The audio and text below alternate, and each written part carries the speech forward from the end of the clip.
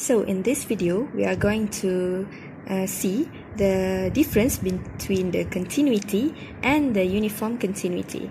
So firstly, we have f is continuous on real number if for all c in the real number there are all epsilon is greater than 0, then there are some delta greater than 0 such that for all x in the real number with absolute x minus c less than delta, we have the absolute fx minus fc less than delta. So for the uniformly continuous, we have for all epsilon is greater than 0, there is some delta is greater than 0 such that for all x y in the real number with the absolute x minus y less than delta, we have fx minus fy less than epsilon. So we can see the difference here where the delta greater than 0 for the continuous function can depend on c and epsilon, whereas for uniformly continuous function, the delta is greater than 0 can depend only on the epsilon. Now we can see the condition in the continuous function where the absolute x minus c less than delta, and we have fx minus f of c absolute value less than epsilon, and we have in the uniformly continuous is only the same, but they use y instead of c here. Alright, so we are going to rewrite the condition of the continuous function. Now we have the absolute of x minus c is less than delta. It implies to the absolute fx minus fc is less than epsilon. So from this absolute value, we will have x minus c is less than delta and more than the negative delta. Now we will have x is less than c plus delta and more than the c minus delta. Alright, so for this function, we will have fx is less than epsilon plus fc and greater than the fc plus epsilon. So we will sketch this in the graph.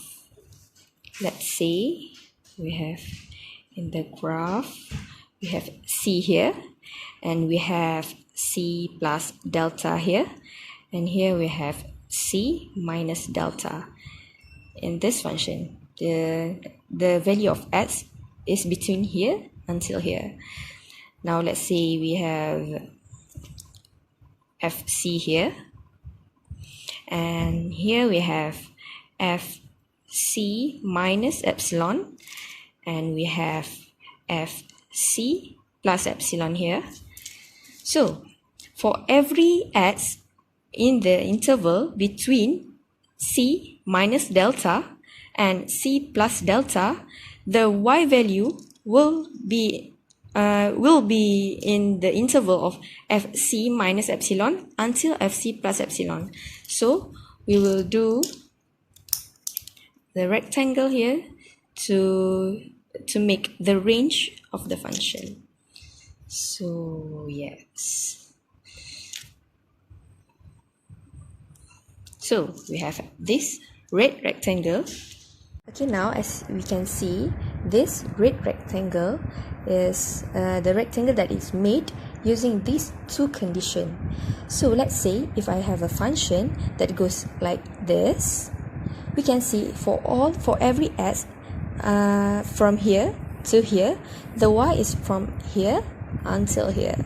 So this what makes the function is uniformly continuous.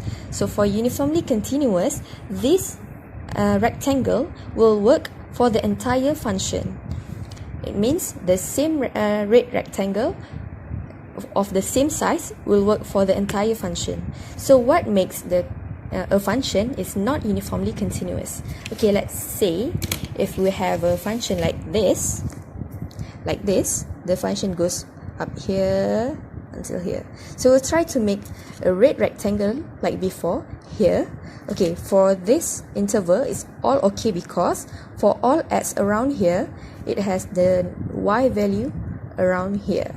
But if you do same size of red rectangle around here, that the function goes like this, we can see this, for this value of s until here, the function goes down already. It's not in this interval. So this is what we call the function is not uniformly continuous.